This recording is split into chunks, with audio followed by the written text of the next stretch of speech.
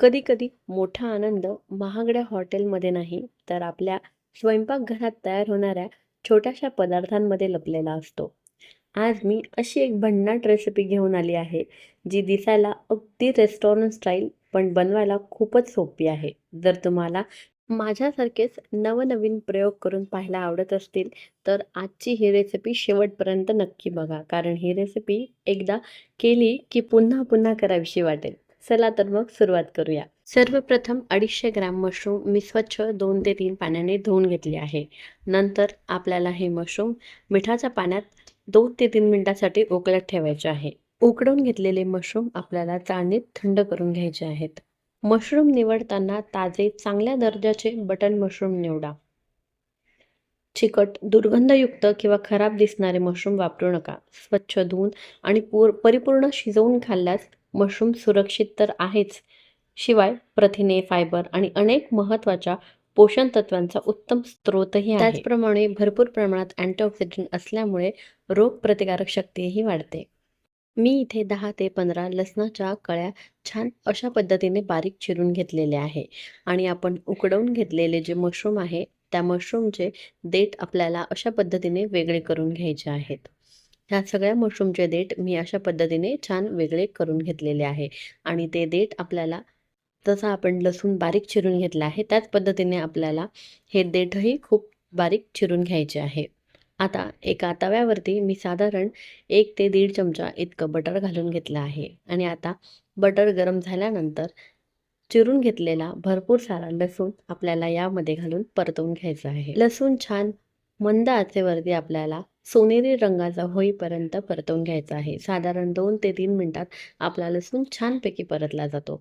मध्यम आचेवरती आपल्याला हा लसूण कच्चेपणा जाईपर्यंत परतवून घ्यायचा आहे.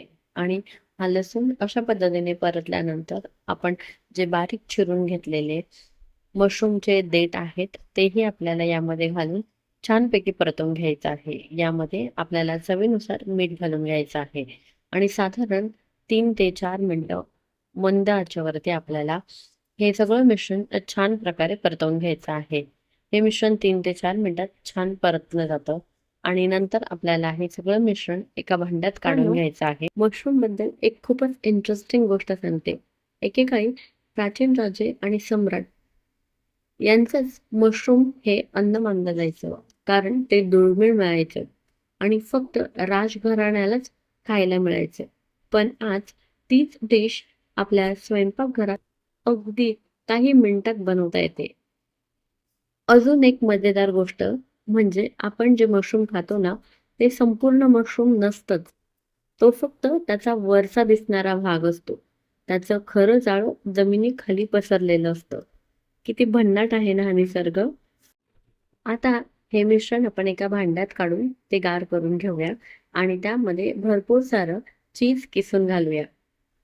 आता आपलं हे स्टफिंग तयार झालं आहे. आणि आता हे स्टफिंग आपल्याला जे मशरूम आहे त्या मशरूममध्ये भरून घ्यायचं आहे. अगदी साधी सोपी डिश आहे, पण खायला म्हणाल तर इतकी छान आणि भन्नाट लागते ही डिश. आता आपल्याला हे मिश्रण छान प्रकारे मिक्स करून घ्यायचं आहे. आणि हे मिश्रण छान व्यवस्थित मिक्स झाल्यानंतर आपल्याला एका एका मशरूममध्ये हे स्टफिंग छान भरून घ्यायचं आहे. तुम्ही व्हिडिओत बघू शकता, अशा पद्धतीने आपल्याला हे तयार करून घेतलेलं स्टफिंग अशा पद्धतीने भरून घ्यायचं आहे.